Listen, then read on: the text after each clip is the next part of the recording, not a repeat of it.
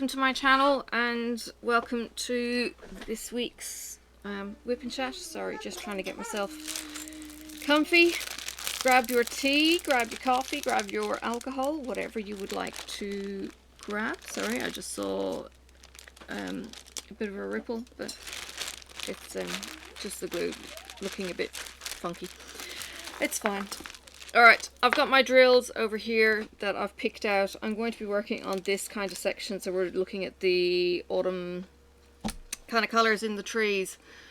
It's really weird because I've been working on this sideways and I haven't actually seen what I've done until I take a picture and it's like, oh, I made a kayak. Ooh, I made a tree. Yeah, that's what you get working up close. Alright, yes, I have my tea. I'm going to take a slurp. I've just had a brownie.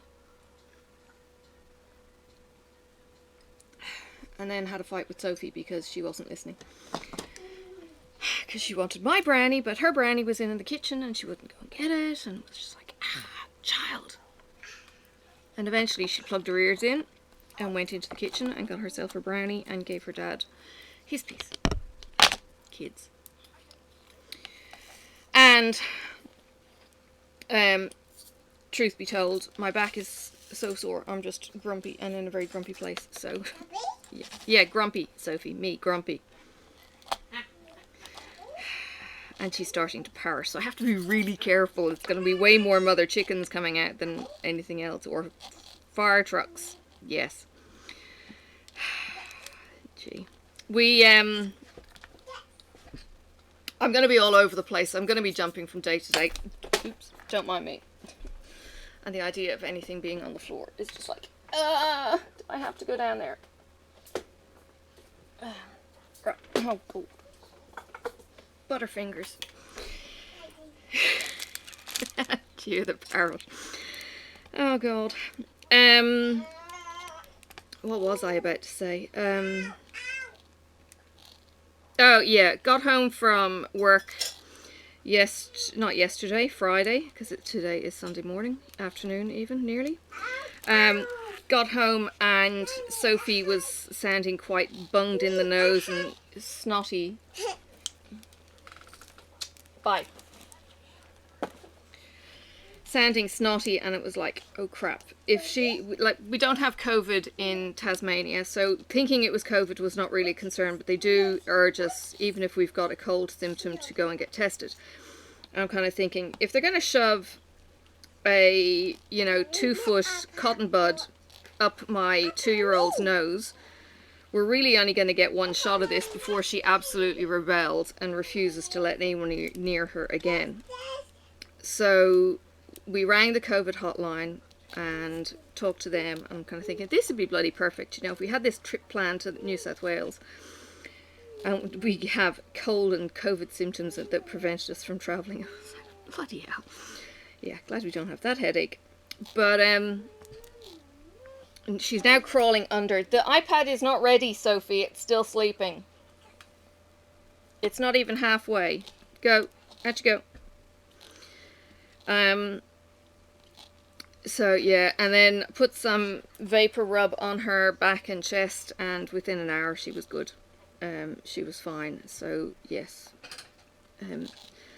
Hubby and I were kind of going, if she was COVID and all that kind of thing, we really, shouldn't be hesitating to get her tested or whatever. I said, yeah, if we were in a COVID state, I wouldn't hesitate.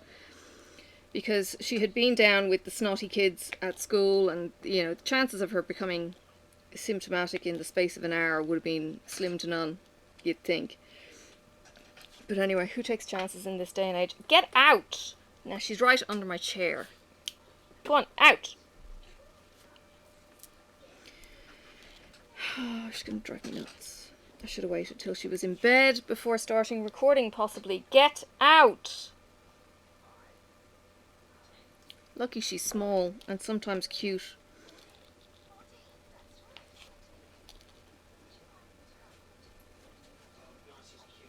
Mommy. Sorry, Sophie. Yeah, you clunked your head.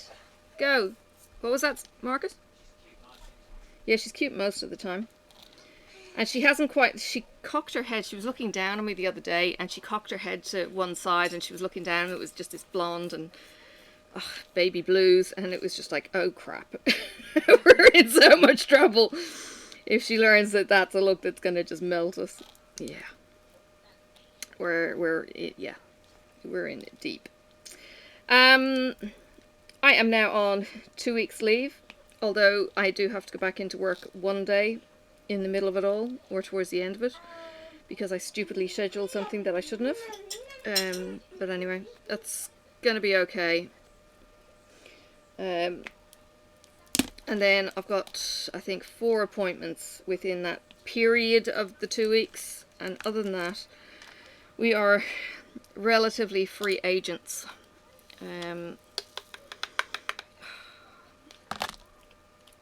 We also would like to get away at some point, maybe go and drive around the state a little bit. As we come into spring, we've got daylight savings next weekend, so it won't be quite so bright at 6 AM in the morning, which would be nice. But yeah, having some longer evenings would be really cool. And then it's like summer's coming, yay! Although I think the photos that I saw this morning on the internet, there's snow out there up or down in Pelverata. There were pictures of snow, and I think there was snow on the mountain, although I can't actually see it right now because there's a hedge in the way. Anyway, yeah, there's snow around. It's still spring on the Highlands. Excuse me. And I'm making a mess. Discovered I have gotten allergic to the tape that they were using at the physio. To the point where yesterday I put new tape on. Friday, I put new tape on and blistered, and it was, yeah, so it's a little bit sore right now. But apparently I can use a belt that hasn't got the sticky stuff, but I have never ever had a reaction like this. I kind of thought it was a bit weird, you know, wanting to scratch my skin off when I put the tape on, but to the point where I actually rubbed it yesterday and went, holy cow, that's, you know, a whole blister that came off in my hand kind of thing. I was like, yike! Yeah, so I'm just aching and paining, and hubby's kind of going, look, you can do an awful lot more than this pain management. This isn't the worst that you're going to experience. This isn't the worst you have experienced. I'm kind of going, yeah, but it's still freaking sore in general. But yeah, it's like, far out. I'm jacking this. Nerve block in 2 weeks. Yeah, if they don't cancel that one again. That would really, really annoy me. Alright, now, I know this is going out on the Wednesday, but are you doing Chuck Pinson? And where have you been? Have you been living under a rock? Because Mindy of Mindy's Diamond Moments had Chuck Pinson on her channel this morning, my time. It was actually Saturday night, her time. And first impressions, I did not realise that Chuck was kind of like my age-ish, or even probably a bit younger. I thought Chuck, and along with a lot of other people, thought Chuck might have been somebody in his 50s or 60s with, you know, years of painting experience, because his paintings are so darned insightful and amazing.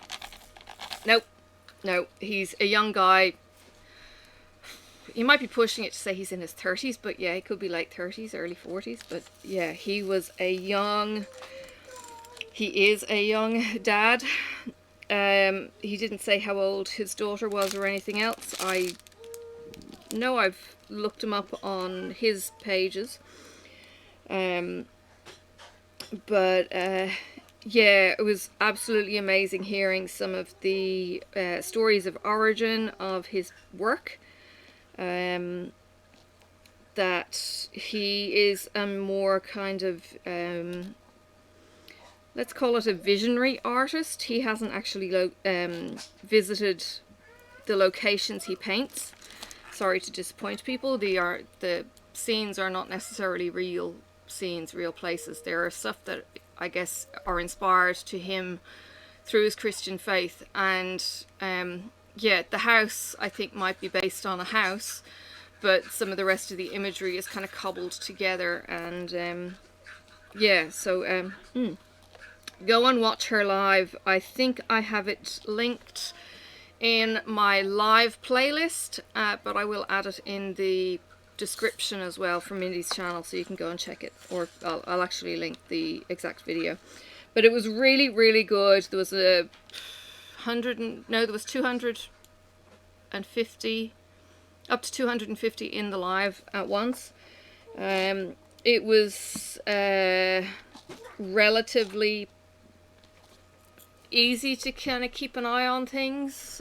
People weren't talking over each other. People weren't being rude and disrespectful. So it was really, really good. So if you have a chance, go and take a look. You don't need to be reading the streaming questions if you don't want to. It is the kind of thing that you could put on as like a audio background. Chuck speaks very, very well, and Mindy and Maritza, who were hosting it, were very professional in their whole treatment of both him and the whole scenario, and didn't talk over each other or anything else like that. It was just really, really well done, and Chuck seems to be more than willing to come and do this again with us.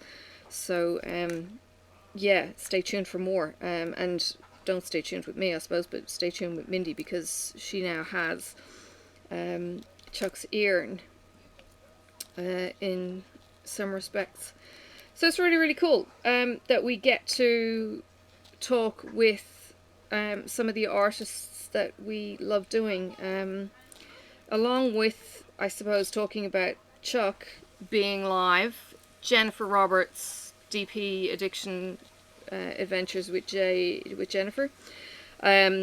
She has interviewed Hannah Lynn, and Hannah does things like the Whimsy Girls. She's made a business out of her artwork as well, in completely different style. But you can watch her interview as well, and if I remember, I will also link. Thank you, Sophie, for my cup of tea. She will also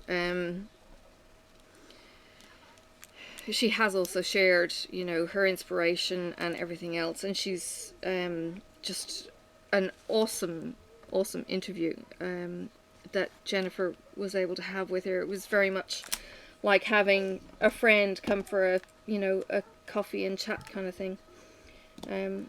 So if you have artists that inspire you in that kind of way, you know, they're approachable. They're just people like us.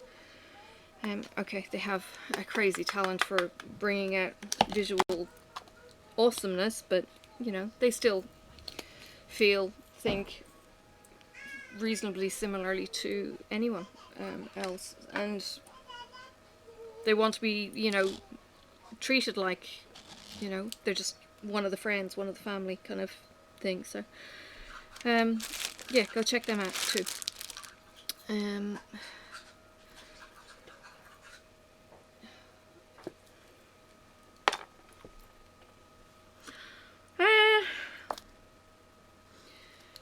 Where am I up to? Weather this week has been a bit weird here. Got gorgeous blue skies here today. Yesterday it was supposed to be scattered showers later, and the scattered showers seemed to happen a lot earlier. I put washing out the line. It was just like, ugh, I give up. So I just left it out there, but it'll be drying today, so that's good. Because Sophie's getting fussy now about the clothes that she's wearing. She doesn't like wearing the dungarees, and her attitude is, no, I don't want. When we get her to kind of pick her clothes. So we're out of choice of pants. And I went and bought her some new ones, but they all have to get washed before she gets them to wear. So the washing will all be done, and she'll be back and having a choice. so it's good. The joys of only having a washing line and no indoor space to dry. Yeah.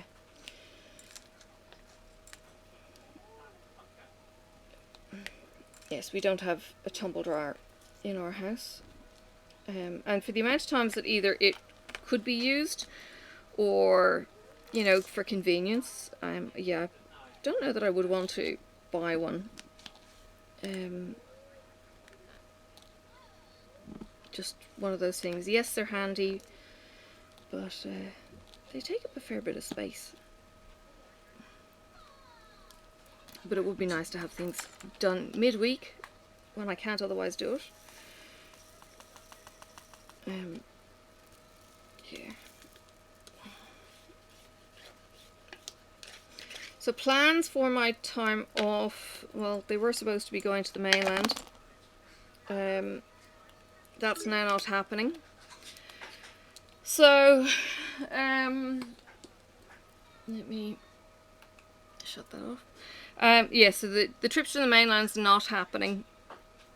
I'm going to have to watch the wedding along with everyone else who's watching online. My brother-in-law over in Ireland said they'll be up at whatever time. I think it's like 2 a.m. in the morning over there, but they said that they'd be up watching it. Well, we'll wait and see, I suppose. My family are pretty good at supporting my kids, though. So I would be really pleased if they did join in. So that, yeah, that would be cool. So yeah, the countdown is on. Simon, in his inevitable dry humour, commented on his wife-to-be's post that had a hashtag 9 days to go or something, or 10 days to go. He went, it's 9 days actually. I was just like, yeah, okay, that's so Simon. It was just funny. But I think they're getting there.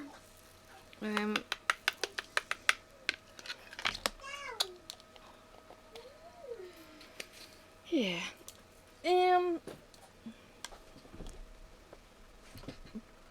Yeah, a little bit bummed that I can't go. Well, a lot bummed that I can't go, but I don't particularly want to be also going into COVID nightmares either. There was a news article that I read, haven't actually had a chance to mention it to hubby yet. There was a news article today saying that where they have lifted restrictions in one of the states, they're now getting more COVID cases. And it's kind of like, yeah, see, this is what we don't want, and we sure as hell would not want to be travelling and then bring it back into our state or anything else. So yeah, it's crappy, but we'll see what happens. I mean, it depends on what school of thought I guess you're in as to whether or not you think 2020 is going to be, when it's over, or whether what comes after is going to be even worse, and it's going to make 2020 look like a bloody picnic. Very, very hard to tell. Sorry to be the bit of a naysayer there. I don't know how long I'm going to keep this particular WiPnChat going. What I may end up doing is doing it in 2 batches because yeah, I'm not comfortable, and yeah, I don't want to push too hard, but there doesn't seem to be any position that I'm comfortable in right now. So just see how we go.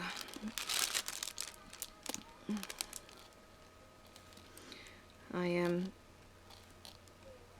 was telling my physio on Friday that I was getting numbness, and she kind of goes, yeah, that's not good. Okay, go talk to your doctor.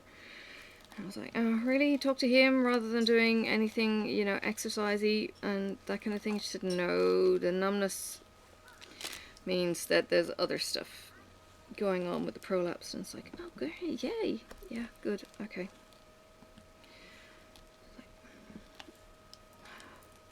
But yeah, right now pain meds don't feel like they're doing much. Yay. Anyway, okay, moving on.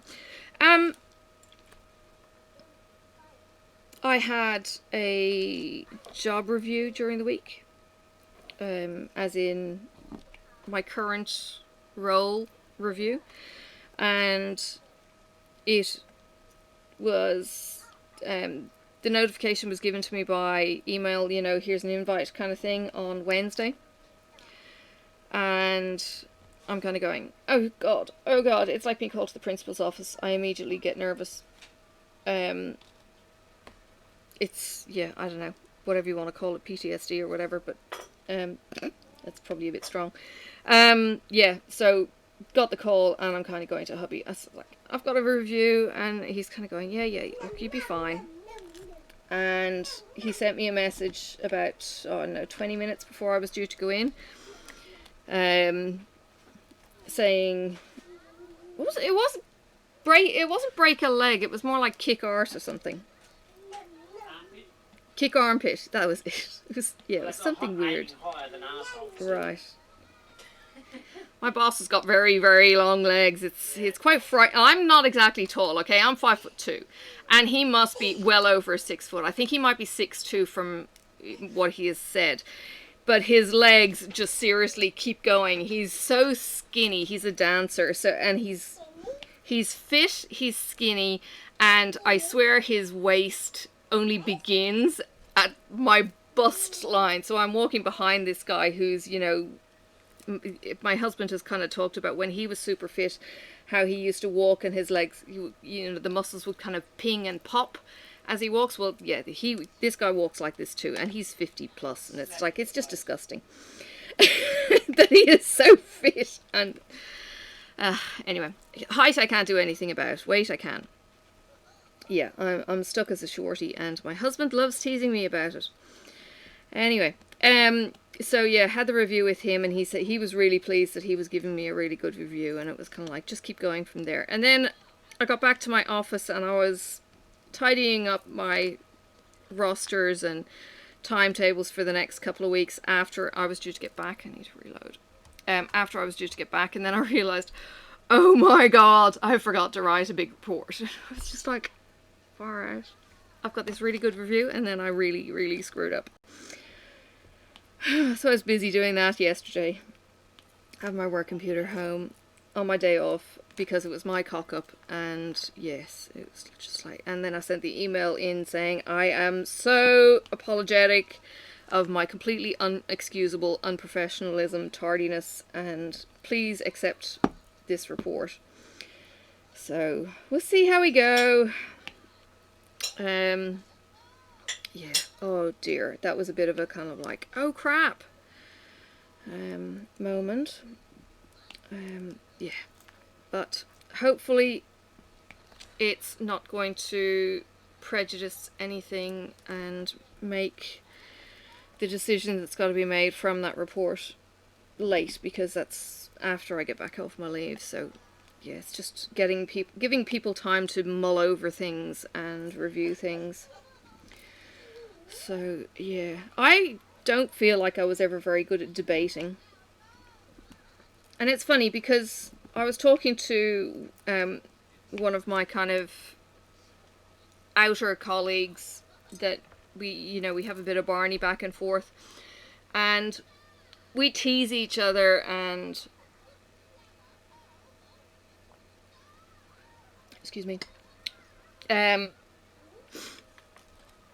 we had a big debate one day, and he's kind of going, but it comes down to, should you do something or must you do something? And he said he's going to make this, the talk of the town with this debate. And I'm kind of going, well, it kind of comes down to this, doesn't it, surely? Should you shoot you, or must you shoot you? Anyway.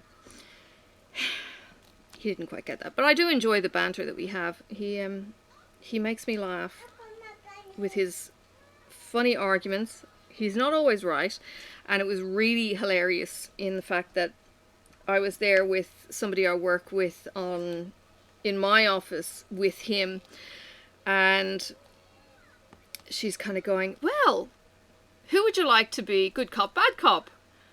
And he's looking at me and he's looking at her and he's kind of going, and stop talking. It was like, he was completely shut up by that comment. It was awesome. It was so fun to see him just silenced.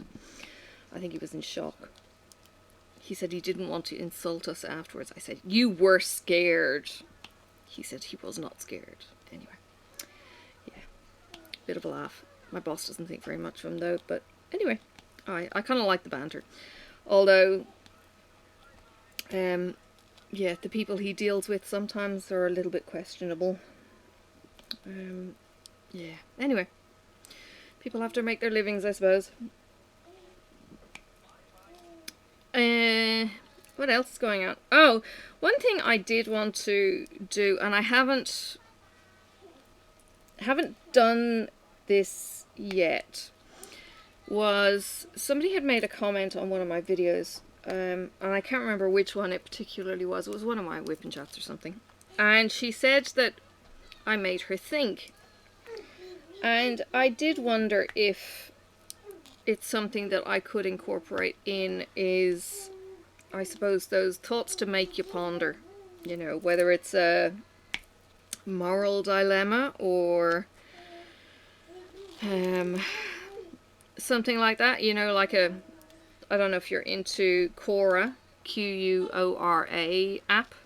Quora is a place where people can go online and ask questions of the Quora community, and you may get a response from an expert in their field, or you might get somebody who's had that similar life experience. I know I've got a friend of mine who I coincidentally do the DP swaps with from up the valley, and she has gone on for writer's information, in particular I think to do with murder. She was writing a book, and there was, it's about a witch detective or something, and she needed to know, you know, what would be some ways to kill people without leaving any trace, and this kind of thing. And she said, yeah, if police actually looked up her internet history, they'd be really scared. But this is the kind of community that you can go and ask, and it's a guess. I guess it's a little bit like Patricia Cornell, how she was a pathologist, I think, who did autopsies, and then she went and wrote the Scarpetta series.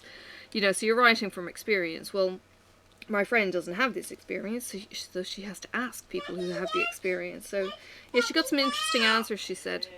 Yeah. And again, you know, I have her book, which I've been asking her for ages to give me, and of course I haven't read it because it's a paper book. I'm still reading digitally. I should actually pick her book up and just read it, because I really like her writing style. It's A.M. Johnson. I'll put the link in the description for her too. She writes about this community. She has 2 different series within her kind of regime, but she writes, and she includes some of her local town characters. What, Sophie? Piggle now? Piggle? Piggle in there? Iggle Piggle? There's Piggle now. I don't have Iggle. Oh, Iggle Piggle's on the TV. But you're not getting the iPad. iPad's still asleep. Piggle now? No, you go watch Iggle Piggle. Piggle So she uses like local characters, and she tells her neighbours, you know, oh, I'm writing about you, you're going to be in this book, and things like that. And I think the locals get a bit of a kick out of that. She actually works in a local bakery up there, in her town. So she gets to see the town characters. So yeah, but it's really cool. There's a little bit of kind of one of her stream of characters is she's a witch, but it's well, I don't know what, you know, normal stream of witchery it would be, but she talks about you know, herbology and and things like that kind of thing. But it's not quite as heavy or anything. It's just this character happens to be a witch and has a cat as a medium who can talk to her, like verbally. A bit like Salem in, what's that thing with the, yeah, anyway, you know what I mean. But yeah, look, I found it quite lighthearted and kind of cool. And yeah, there was a little bit of mystery in it, that there was a whodunit involved, that gets you thinking and that kind of thing. So yeah, it was really, really cool.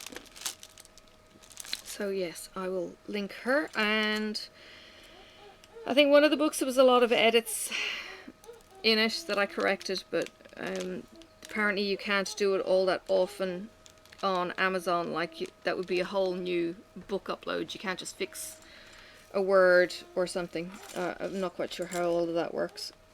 And I think we get to meet again for our swap in December. So I've got some of the things for her.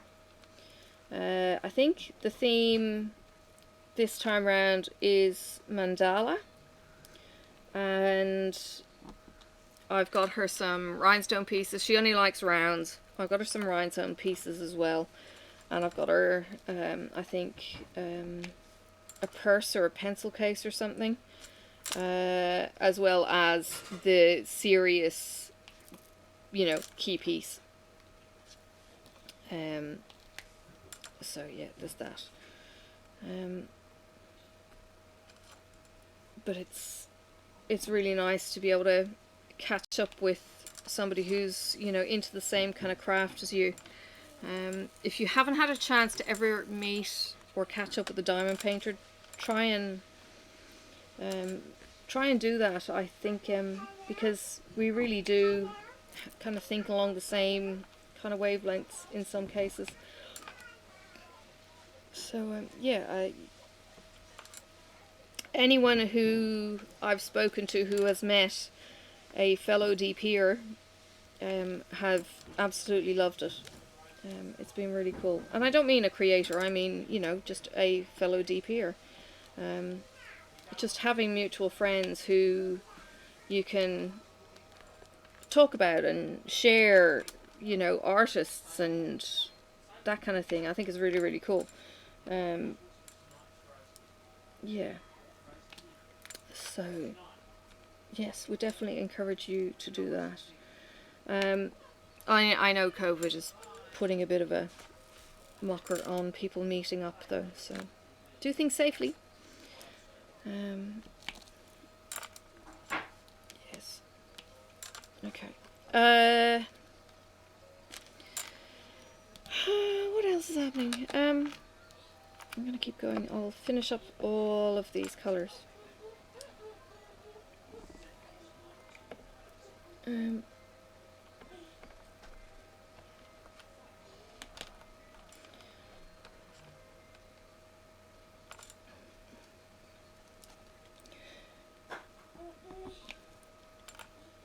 We bought an Alexa a while back, and we have a kitchen display of Google with images, so I can actually play YouTube in the kitchen.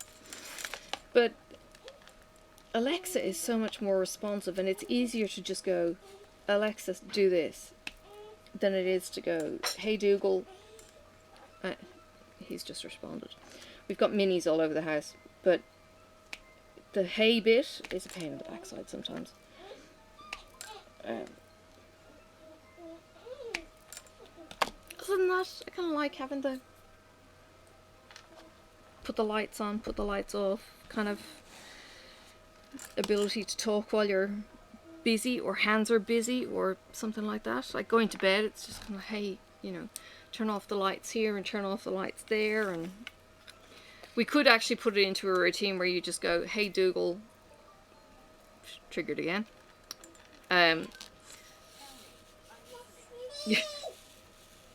Cancel.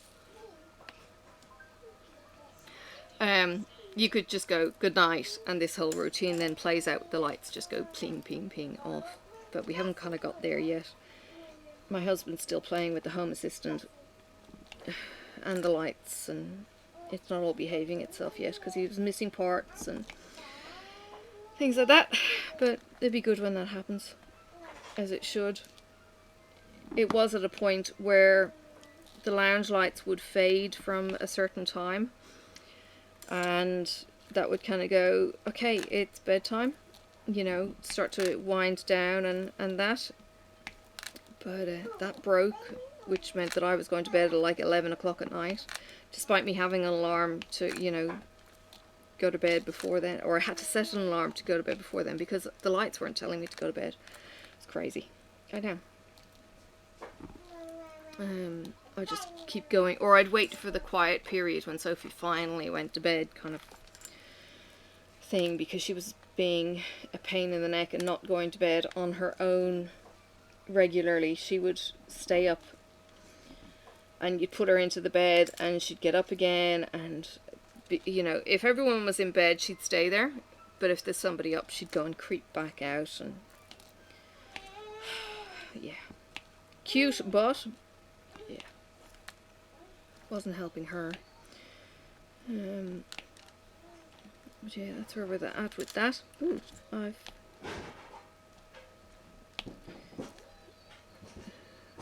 somehow knocked one off. What am I doing? Hashtag or pound sign. I have lots and lots of flossy stuff to open.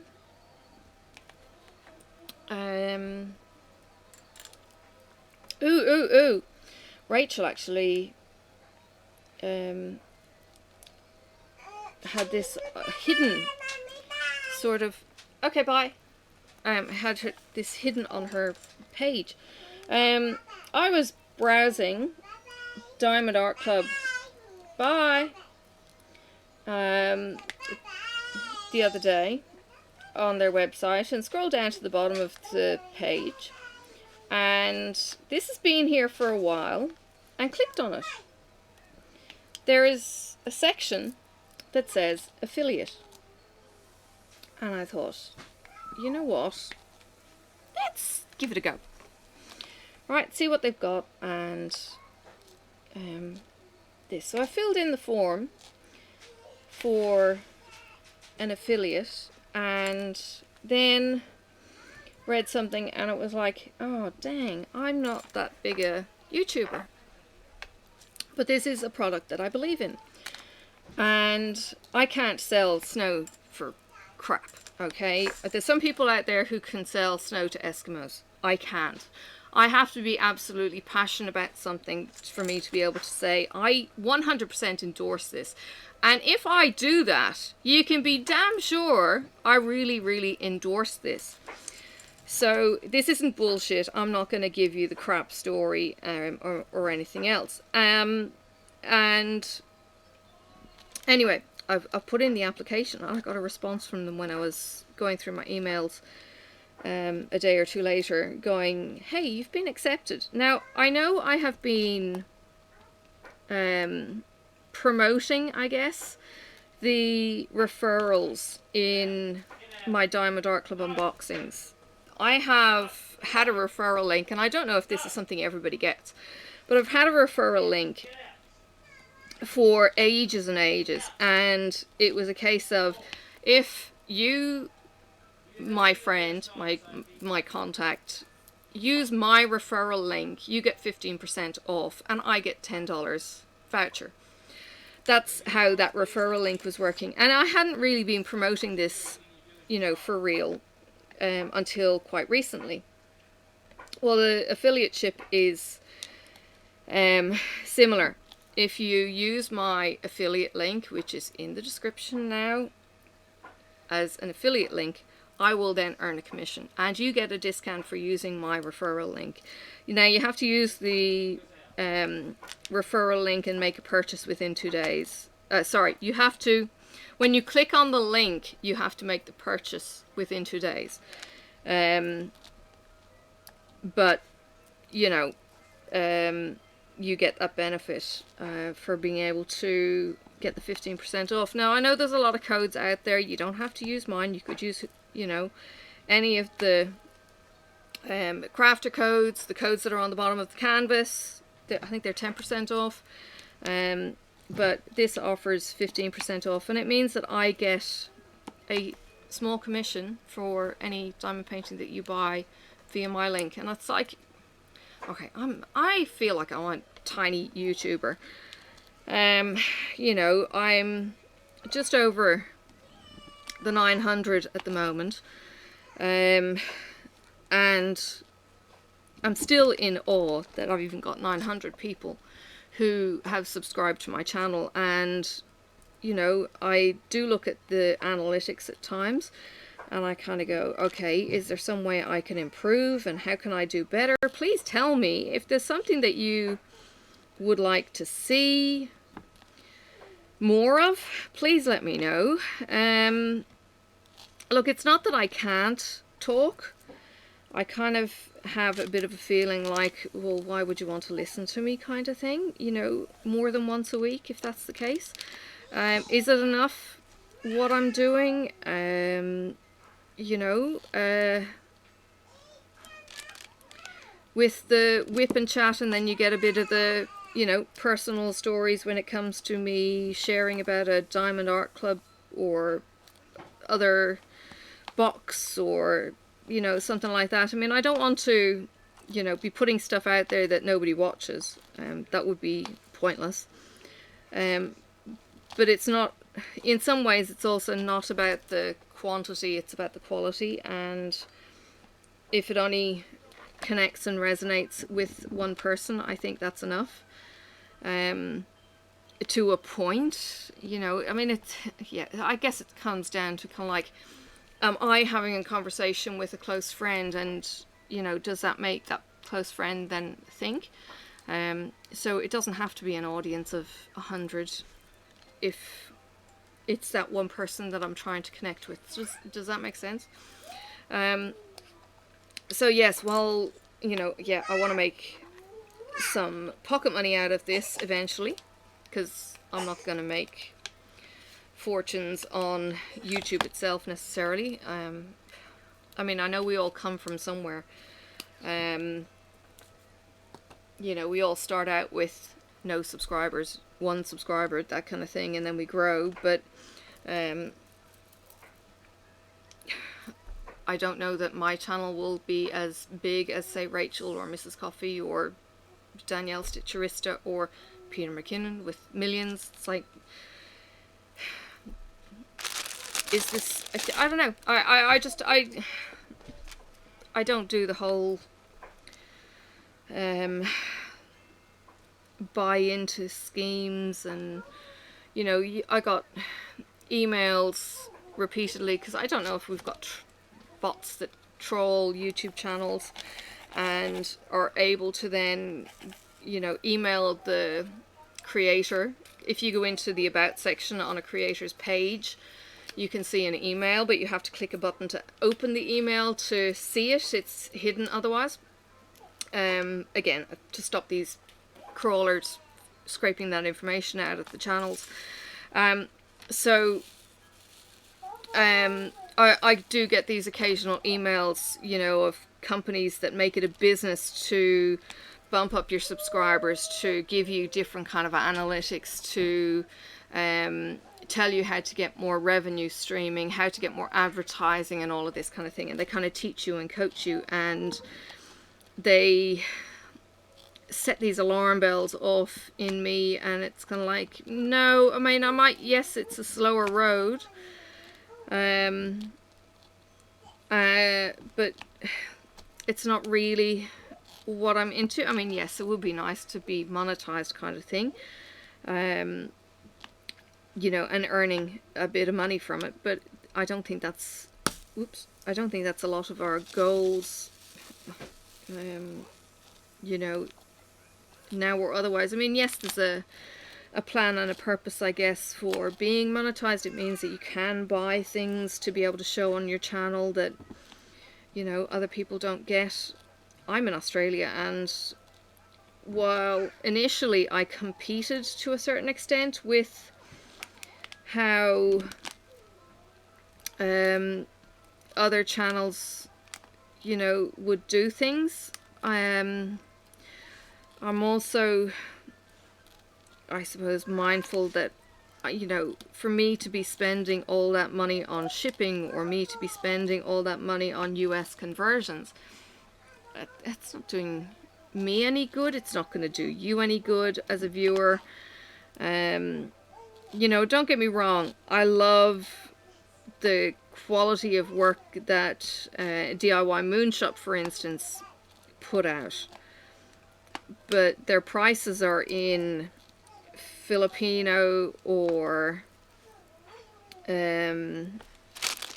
US dollars, and it's not cheap. I got 2 small paintings for 300 Aussie dollars. You know, and it's nice to see the unboxing video. It's all nice and cutesy having the kids. The kids are gorgeous. The little gifts that they give, I think, are amazing, but it's just so expensive for 2 paintings.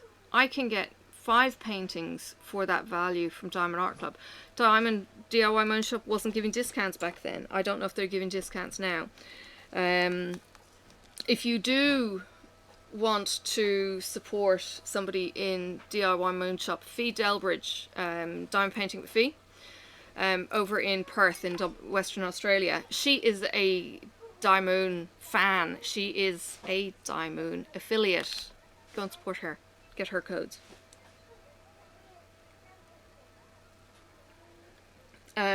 She has been their not so silent ambassador for years, or for the couple of years that I've known Fee. She has supported them, getting nothing in return, and she recently said that she had got an affiliate with them, and I think that's awesome. I you know, she was already, I suppose, recognized by the company as being a big purchaser, but having an affiliate, I think, just I guess it re-endorses you that they see you and you're valued, and now they're also kind of saying to the general public, hey, we see her and we value her and we value her opinion. And as I said, the quality is amazing.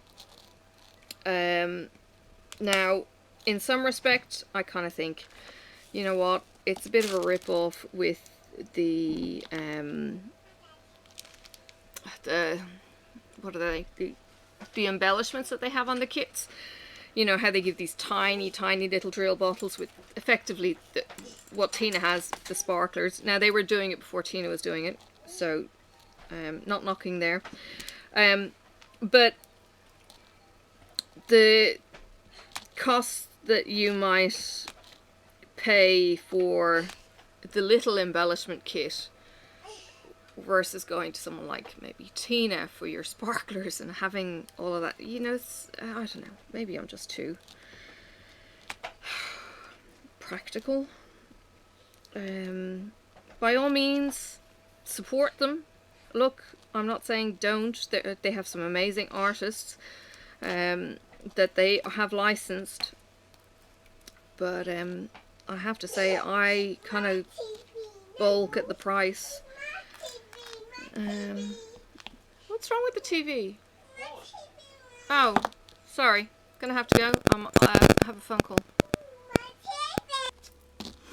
Hello again. Sorry about that. That was my son on the phone. So, yes, he took priority.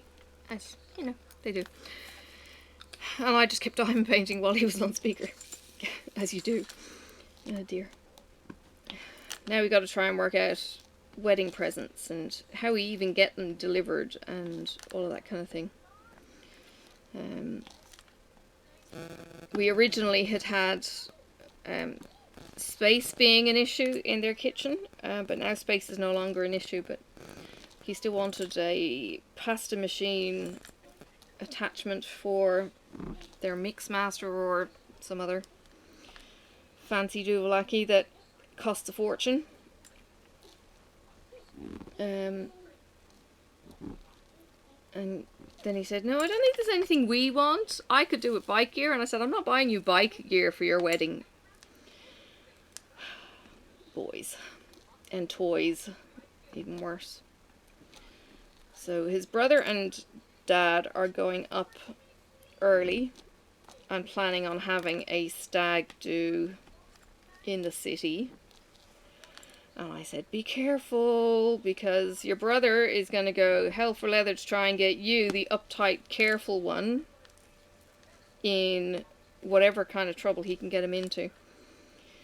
Because it's so against what Simon would want. So, yeah. And apparently he was saying his brother's stag, he got very, very sick from, because of what they did to him. And he said, well, that's what he's going to try and do with you, you know, on an equal kind of basis. It's like, it happened to me, so therefore it's going to happen to you, kind of boyish mentality. What's with that? Yeah. Stags are scary. I'm a girl, so I wasn't at my brother's stag, but the stories that we heard were he was tied to a lamppost in Ireland, and then he had to streak home naked from the pub that was a kilometre away from home. That was his stag night, so yeah. Marcus never had a stag. Sorry? He says thank goodness. Sorry? He tortured quite a few people. And he drinks, so it's not like, you know, they couldn't have got him drunk or anything else. But he doesn't... Handcuffed to wheelchairs and things, he's saying. And he has a way of being able to wangle things that you would never expect. So, you know, if you're kind of going, I don't know, a ride in a police paddy wagon. We call them paddy wagons here. They're basically this box on the back of a utility kind of thing. They're kind of fancy these days. But it's not like a tin box, it's a plastic box. I don't know, maybe it makes it easier to clean things out when somebody's been in them, but ugh, yuck. Anyway, he would probably be able to go, ooh, I know a dude who could do a thing, and it all goes downhill from there. He's that kind of scrounge, contact networks. Yeah, I'm talking about you. Yes, if you needed to do a thing, he would probably be able to facilitate or come up with how to do it. He tells me frequently the story when he was in uni, and the guys in uni were talking, and it was like, let's get hold of some dry ice. And they're all kind of going, where the hell are we going to get dry ice? Marcus makes a couple of phone calls, gets dry ice for next to nothing. What the hell? You know? Yeah, he's that kind of gopher. He got a kilo of dry ice for $5 back in the 80s, 90s, whatever it was. Yeah. What did you use it for? I thought you used it for making beer. Oh, what did you do with the dry ice? Oh, that we went into the toilets. We put them in the toilets because of those little cubes they use for disinfecting. Yeah, they put them in the toilets. Stop them from oxidizing. And so when you flush it, the toilets go boosh. Right. So yeah, you know those pranks where people kind of put soap in the fountains in the cities? You know, yeah, he'd be that kind of menace. The council don't like that, apparently. Somebody put dye into the fountain and soap suds, and it was like, oh, it's going to take such a chore to clean it and blah blah, and it was kind of like, it's just some bloody soap suds. You know, calm your farm, people. Anyway, yeah, that didn't go down too well with the fuddy-duddy council peoples. But it did look kind of cool. having coloured soap suds. We have a couple of fountains. We've got a fountain in the city that they have coloured lights on, and it changes the height of the water and things like that, so it looks kind of funky from the roadside if they didn't have trees all around the roundabout that it's situated in. And then we've got another fountain in a park in the city called Franklin Square, and it's just a flat pond. I don't think there's any running water in it. They've done funky things to that one too. Yeah, but it didn't go down too well with the council. The latest thing that's been happening has been the yarn bombing, which you may or may not be aware of in your own cities, where you get knitters or crocheters and they will tie yarn, crocheted knit stuff around trees. And I think what they had also done, there was some kids who were putting jumpers around trees for people to take, homeless people to take. But this latest yarn bombing attack was to support the health workers. So they yarn bombed specifically around the hospital, and whoever the dude in Franklin Square is, probably Mr. Franklin. They put a cloak on him or something, and you know, things like that. But that was a media kind of connected, this is what this is all about. It wasn't just a random, oh look, there's some wool on a thing, what the hell is that about? Yeah, this was publicised as, hey, we're yarn bombing and this is what it's all about, kind of scenario. So that was kind of cool, that people knew what they were up to, so they could kind of go, oh, and, you know, put the spotlight on these things. I've got a stray drill. Out you go. Yeah. So, there's those kind of initiatives that we have out and about, which is, yeah, I think that's kind of good.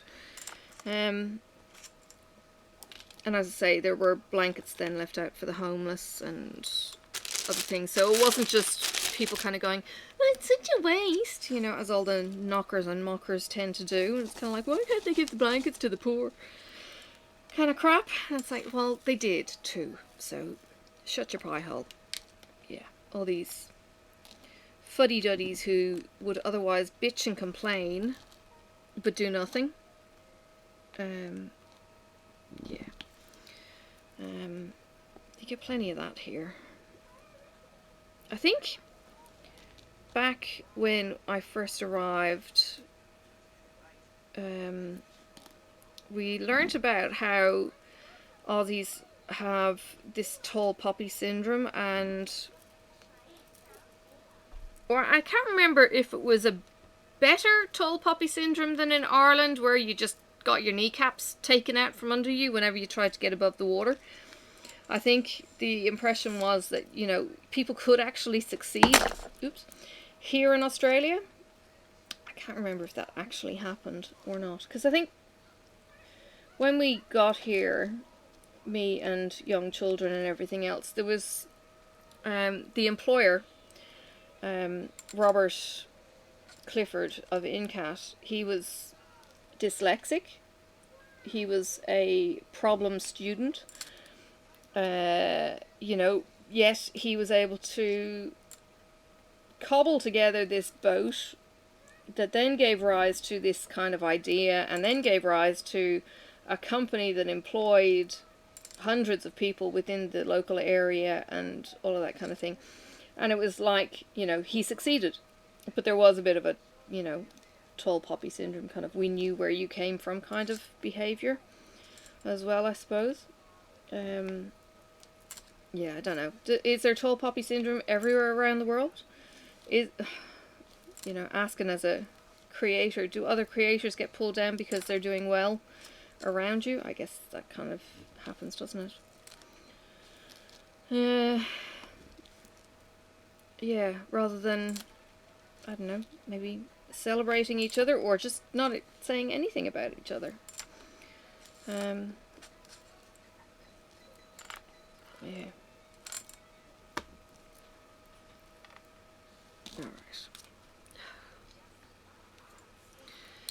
Alright. I need to do a whole load of recordings today to get me back up to speed. Well, today, during the week, whatever.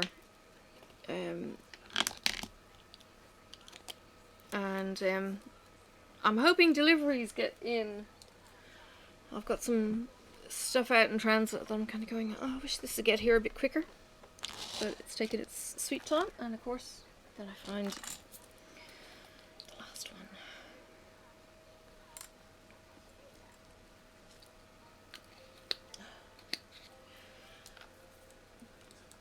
The kid has got her head down. She's not exactly lying in a brilliant place to fall asleep. But I think she will conk out. She's all curled up. She's very cute. Sophie, why don't you get up on the couch? She just shook her head at me. Because she's got a step stool that she's curled up on, and her head is kind of onto the couch, and if she falls off the step stool she's going to go splat on the ground. Whereas at least if she was on the couch she'd have a bit of space to curl up on. Up on the couch, Sophie. Sophie. Up onto the couch and get a pillow for your head. No. Anyway, we'll sort her out when she's asleep, or hubby will pick her up and take her down to bed.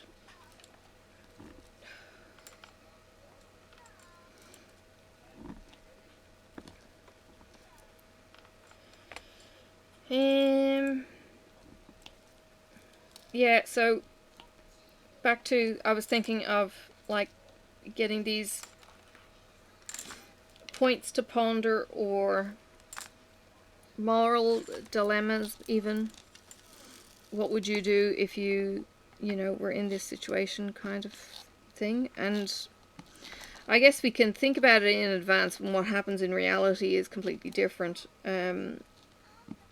Because it's all well and good going, oh, hypothetically I'd do this, but when it actually happens like that, you're kind of going bang, and you just react rather than respond.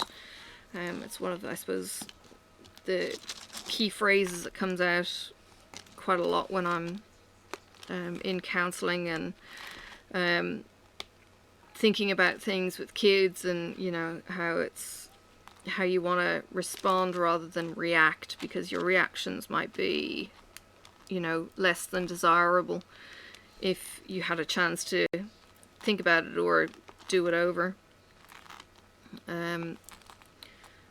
So yeah, there are, sorry? Melbourne's curfew ends tomorrow. Oh yeah, Melbourne had curfew because Melburnians couldn't do what they were told. So they were treated like children and told, you're going to do this, you're going to go to bed at this time, kids. And until you stop acting like kids, you're going to get treated like kids. So yeah. Didn't go down so well. But the rate of contagion was ridiculous when they had their own responsibilities to do. Yeah. Oh, we have been enjoying watching the last series of Lost in Space. With, the Robinsons and the robot and Danger Will Robinson, if you remember that from the 80s, 90s. He was a terrible, terrible robot. The new one is really, really cool. And I don't know how similar in storyline it is to the old series, but it's really, really cool. And the Robinson kind of morals are pretty good. I really enjoy the show. And the humanitarian kind of behavior that comes out from the kids is really quite strong, and yeah, I think there's some good examples to be seen in each of the characters, even though they're just kids. You know, Judy is 19 and she's the adopted daughter who, you know, spoiler at the end, you know, was like, no, I'm not going to spoil it. But at the end there was a big kind of, oh, and you know, it's kind of like, oh my gosh, but it just really plays to the character's strengths, I think. And not every character does better for themselves, but one of the ones, you know, who was kind of playing a bit of the bad guy turned and became the good guy, and then that turning has then turned Scarecrow, and you know, I'm not spoiling it. Anyway, it's really, really good. If you want to have a good moral, physical puzzles and, you know, things like that, and psychological gameplay. Smith is all about the psychological gameplay, and you kind of love to hate her, and you're left wondering at the end in relation to her and in relation to some other storyline plots, and the cliffhanger at the end of every bloody episode was just killing me. You know, it's like, no! And, you know, and then having to wait for the next one, and it's really, really good from that point of view. It's really well written. So yeah, if you want to enjoy something, the 2018 creation of Lost in Space. And hubby keeps introducing it as, you know, Lost in Space, like pigs in space. Yeah. Cracks me up every time. So, what? Yeah. But a good show for younger kids as well. It's one that, you know, stuff happens, but it's not, you know, too bad. And there was one scene where they arrive on the planet and the doctor's kind of going, no, get back in your box, Judy, to the 19-year-old, who had become the medic in the Robinsons. And it was like, no, on my time you do this my way, and you know, you're an intern, you're not a, you know, registrar or whatever, you know, you're just a rookie, you don't know what you're talking about. And she ends up having an accident victim, and she does the paramedic's job of having his vitals and prattling off how she's treated, and it's just gold. And you just see him kind of going, oh, you really do know what you're saying, you know, and stopped treating her like the stupid little kid who didn't know anything anymore, you know. And it's amazing having her adopted dad, I can't think of his name now, John Robinson, how he builds her up, and they really encourage each other. It's really, really cool from that point of view too. So yes, good series. Good series. Definitely enjoying that one. And it's over until 2021. It's terrible. I just wanted to curl up and cry. I was like, no. Where am I? Here. She's still awake. It's gonna be close. I just wanted to pour it enough. It always looks like it's way too much when you pour it, or not enough when you pour it, so you kind of over pour on the tray.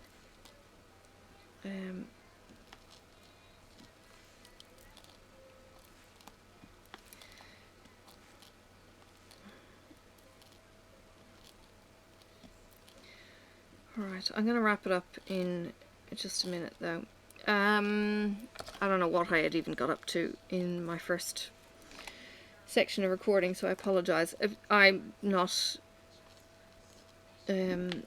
sticking to, oh, it must be an hour in length or anything like that, so I hope you don't mind with me prattling on as I make progress with my kit. Trying to get these to sit, and they're not. This is how you do diagonals.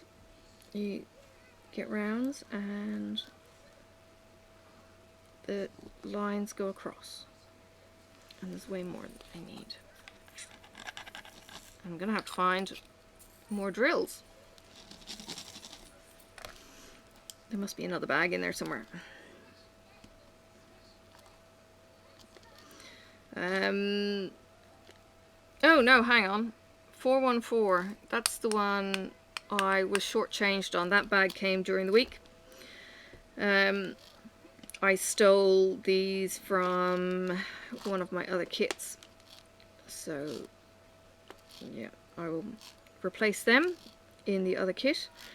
And we'll be fine. But they sent me the 2 bags in the mail. And I got them by DHL the other day.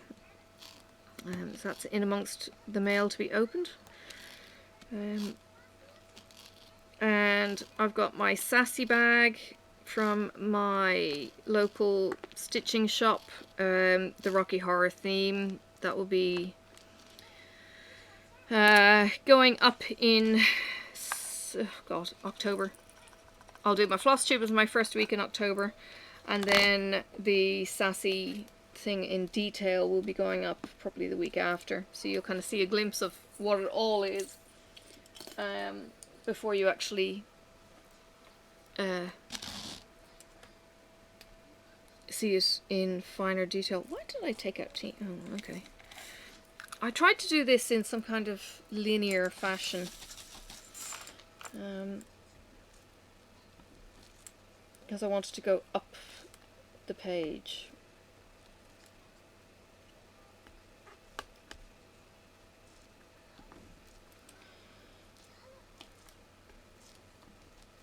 Ooh, and I managed to enable a friend of mine to join in on the Not a Mermaid Stitch Along Dark Queen of the Seas.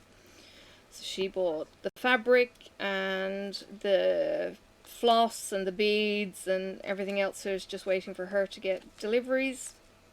So that's kind of cool that she's now coming along on that journey. You know, so if you'd like to be enabled, just let me know. If there's something that you really, really don't want to do, I'll get you in there. And it's not about spending money you don't have, it's about budgeting so that you can, if possible. You know, I don't want to put people under pressure either. I have been there as a poor housewife with no earnings of my own. It's very different being an earning person and feeling, okay, I have a little bit extra I can put aside or whatever, and budget and do things like that. So yes, because seriously, if I didn't have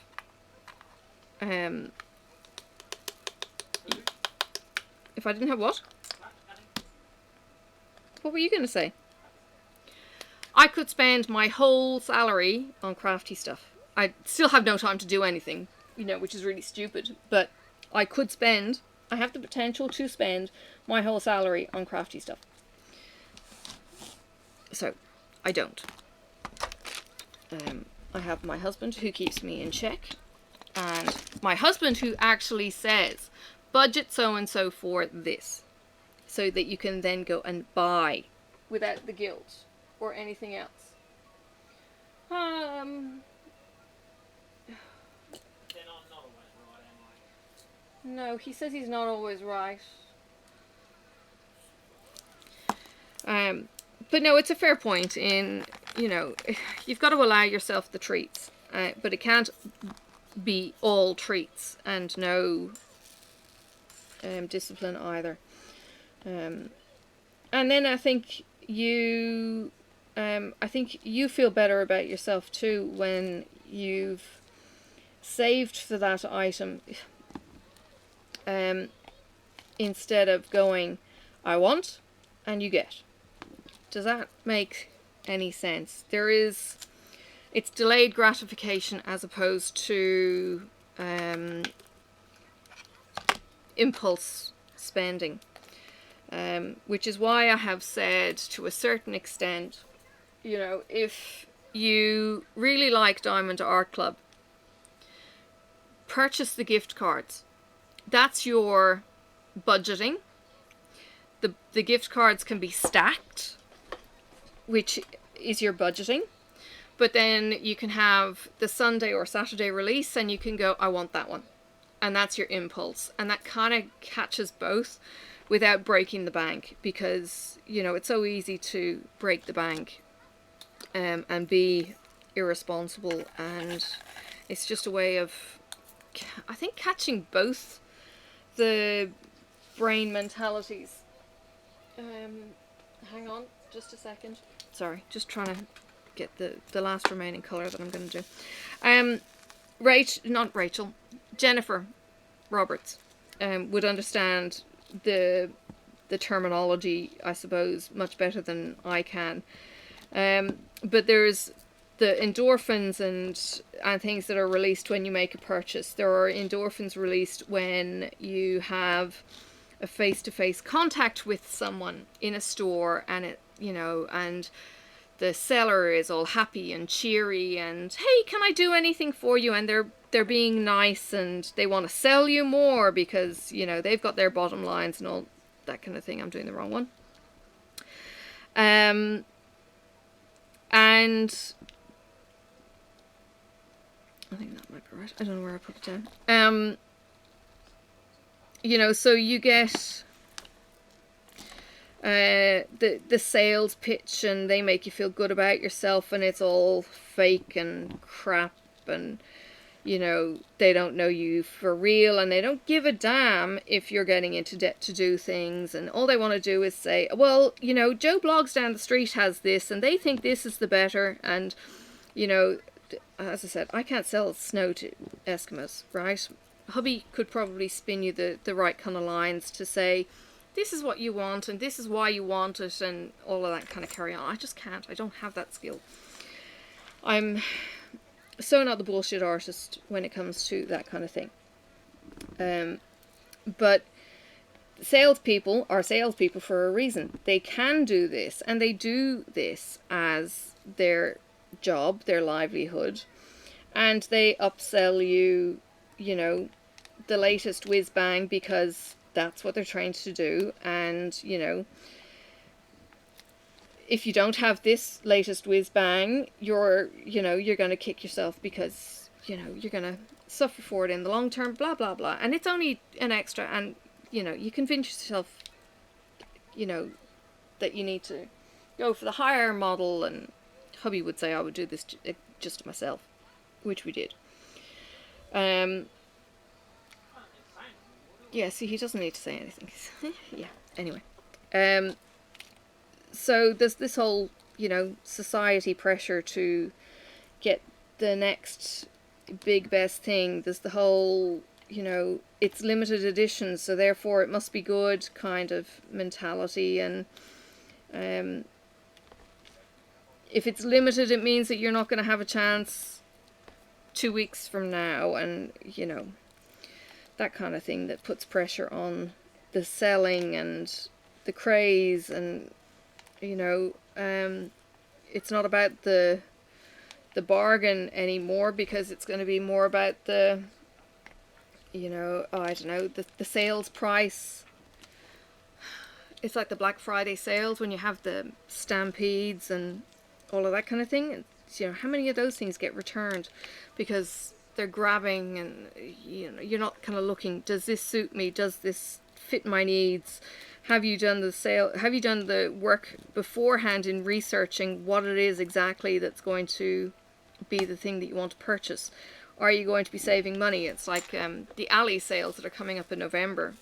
You know, the prices are artificially raised beforehand, making it look like it's an even bigger bargain than it is. But if you go and look at the prices 2 months before the sale hits, you'll see that they're kind of the exact same. In the end, you might save maybe $1, $5, but ultimately you're probably not making any savings. It's that kind of thing. It's more about being a sensible shopper, I used to be terrible with the impulse buy. I had so many clothes that I would buy and then never wear, and you know, I would be buying it because the color was the in-season color, a bit like oh, The Devil Wears Prada, where Meryl criticizes Anne Hathaway's character for wearing the cerulean blue, when Anne Hathaway's character was just kind of like, well, I like the sweatshirt, kind of, you know, the woolly pulley that she's wearing, and she's kind of going, but it was designed, you know, by, I don't know, whoever designer it was 2 years previously, and I authorized that color and blah blah, and it's how the fashion industry works. And it was just like, oh god, you know. And if you see some of the have you seen some of the things coming off the catwalks? I think it's is it Valentino? Where the guys are wearing what looks like offcuts of material, and they don't even make solid shapes, and they're disgusting shorts, and it's like, what the fuck is on the runways? And do they really expect these things to hit the high street? But they've got these half pipe trousers that have made the high street, and you know, the rolled up trousers, and it's just like, ugh, you know, your trousers don't fit you, you look ridiculous. Some of this stuff is actually getting out onto the high street, and it's like, oh god, please. You know, like the rapper's pants, that the crotch went down to the knees, and weird ass stuff like that. Ugh, yeah, there's some bad stuff out there. Yeah, they call it fashion. I don't know. It's almost like people lose their sense of decency. I don't know. Very, very weird. Very, very weird in the fashion industry. And then, of course, the models are rake thin. Don't look like regular humans.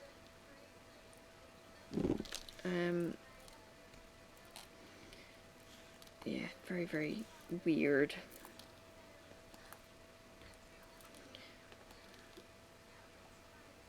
Oh dear, I've got Emma on the TV. Emma's from the Wiggles.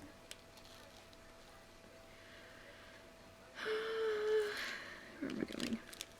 Okay. Alright. I think I'm done for now. Go make a fresh tea. I'm going to maybe do some more recording. Pack this up. No, I've got the F to do.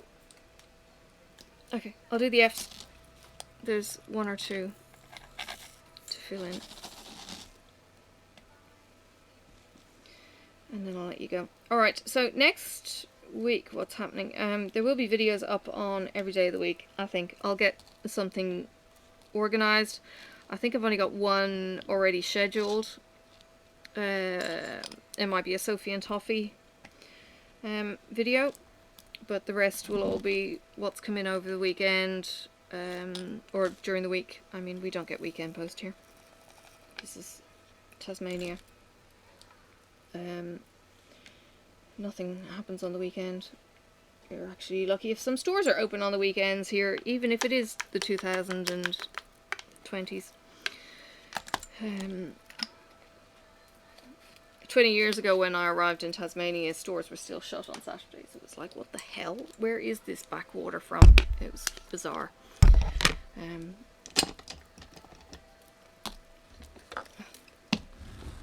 you go. But rounds, not so much clicking with the rounds. I have to do something with that tea bag too. I'll turn off the light. And there you go. Look at that red in the tree. So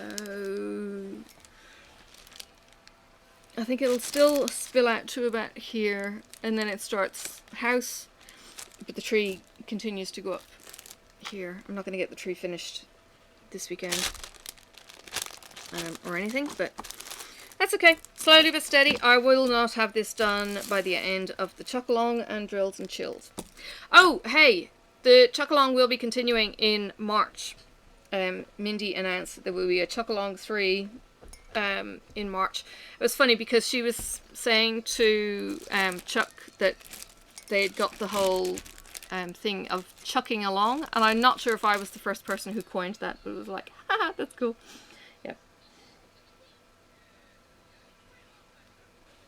But I'll get I will get a photo of my progress so I can pop it up on my Instagram and everything else.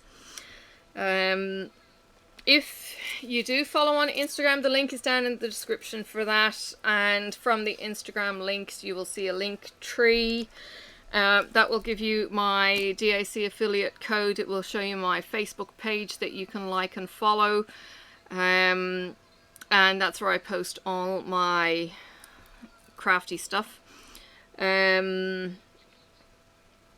If you are a creator and you're not already in my YouTube creators group, please follow the link in the description or link tree for that. It is only for creators, but you know, it's maybe somewhere that you can get more technical info and that kind of thing in the background. It's not for general users. I think there are plenty of groups out there for the general subscriber viewer kind of thing, and there isn't anything for creators so much. So yeah, it's just a little bit of a back thing. It's now coming into October. I need to get my head into gear for the Christmas premieres, if that's going to go ahead. Feedback on that would be awesome. As well, as I mentioned some part in the video, if there is something in particular you would like me to see, you know, to be doing more of, please let me know. I would love to be able to cater to my audience as opposed to only doing my thing. You know, if there's something that you kind of think, oh, I want to hear more of such and such by Pippa, then, you know, let me know, because if you don't tell me, I don't know. And if it's something that is within my power to do, I will try and do it. And, you know, we'll grow together and all of that kind of thing. So I hope I've got enough plastic in that. I do. Alright, the plastic is shrinking as it's getting wrapped up in the drills. But yes, I need to take my picture first. Stupid. I'll get there. Yeah. So yeah, I will see you around on the tubes, and you can click on the playlist if you're new for viewing my videos. Hello. Welcome, and you know, consider subscribing and hitting like and comments and that kind of thing, and you know, coming and joining me in the future where you get the notifications. So I will see you around, and yes, bye for now. May the road rise up to meet you, may the wind be always at your back, may the sun shine warm upon your face and the rain fall soft upon your fields. And until we meet again, may God hold you in the palm of his hand.